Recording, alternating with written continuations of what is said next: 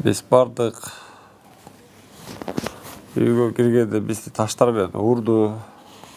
Таштар менен ура баштаганда биз резиновый пуля менен упор аткан жокпуз, воздухка тоттук. Тияктагы бир 3 этаж үй бар экен, ошол жакка барганда аяктан уже бизди боевой менен ата баштады. 3 этаждан биринчи ранение алып балдар кетти, сразу больницага уже колдору үзүлүп. Ошо менен элдер чогулду, сүйлөшкөнгө болгон жок. Таштар менен ура баштады, жанагындай коктейль молотов жасашып туруп ошолор менен уруп атты. Акырындык менен сүйлөшөбүз, болду деп келип аягында сабашты. Арасында мастар бар, байкелер бар, чоң эле. Жаштар бар. Ошол. Сиз кандай жарат алдыңыз? Азыр абалыңыз кандай? Мен азыр абалым оор.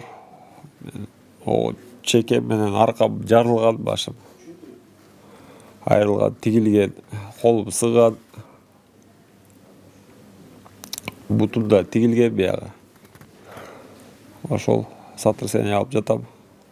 Мындай биз курал жарак алып барбаганыбызды көрүп туруп эле аябай неметип салды да, ошого жаман неметип калдык да. Көрө алдыңыздарбы? Кимдер атканын мындай тааный аласыздарбы же? Эми айда эл көп болду, караңгыда кирип калган күйгүм болчу. Атышып атты. Аткандан кийин ата албайт кези келди. Качтык атка. Кирип келип уже арга жок болуп калды да бизге. Сабап, ошол жерден бир комнатага камап отурушту. Балдарды алып калышты. Ошо камалган балдардын арасында сиздер жок эле эмессиздерби? Бар болчубуз. Жарат алганыңыз үчүн сиздерди чыгарып? Жарат алган үчүн медиктер келип анан кийин. Жана каза болуп калган аскер жөнүндө маалыматыңыз барбы? Ал кандай болду? Аны деген акыркы жолу үйгө кирип атканда элдер сүйлөшөбүз дешип аткан. Сүйлөшөбүз деп арасынан бир главарь чыкты, сакалчан бою чоң экен. Ал кирип экөө сүйлөшүп атканда үйдүн аркы капталынан уже таштар менен кире башташты. Жерде биз экинчи этажга чыкканда алар уже биринчи этажда кухня жагында калып калган да.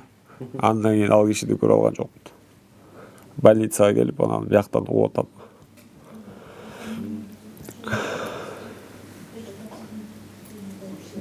Ошол кармап жүргөндөрдө сиздердин куралдарды алып алып кайра эме кылган жокпу? Кайра атты бизди эшиктин сыртынан, биз эшикти жаап уже үйдүн ичинде бекитип атканда эшиктин сыртынан атып атты. Бизди 2-3 бала, 4 балага тийди ок.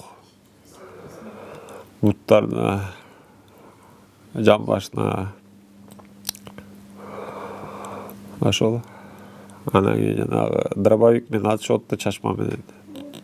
Ошол жерде жанагы боевой пулялар көтөрүп жүрөт да, азыр интернетте маалыматтар жүрөт да. Ошол октор каяктан пайда болуп калды? Алар сиздер көтөрүп бардыңыздар беле? Аларды билбейт экенмин, алар каяктан алып келип кандай кылып пайдаланып калышты. Кандай куралдар менен баргансыздар? Биз резиновый немелер менен барганбыз. Пулялар резиновый. Башка эч мындай курал жарак алган эмес болчу.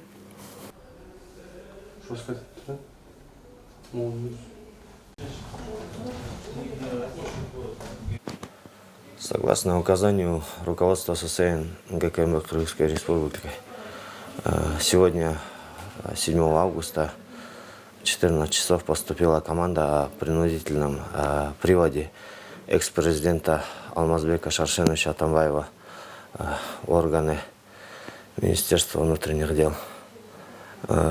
Мы группой выехали согласно тому же указанию руководства, имели с собой только помповые оружия, которые стреляют резиновыми пулями. Но по приезду на дачу экс-президента Алмазбека Шаршеновича мы увидели сопротивление камнями, выстрелы из огнестрельных оружий, провокации тех людей, которые находились там. В частности, от женщин, которых мы старались уберечь от камнепада, который летел в нашу сторону. Вот жалко тех, кто умер при исполнении этого долга.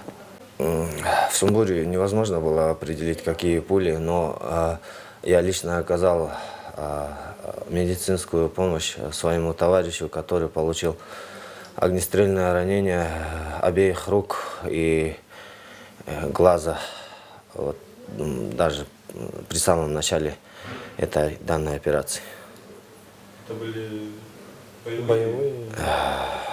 Как он мне сказал, это были боевые. И эти пули летели со стороны дома? Да, со стороны того дома, в котором находился экс-президент. Там какой народ был? Народ в количестве 400 человек, это прибывшие, а находившееся количество людей на данной даче это составляло около 150 человек.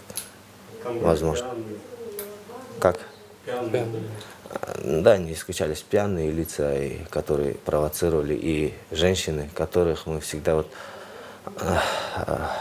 начали уберегать от той зоны, в котором летели камни, да, в сторону.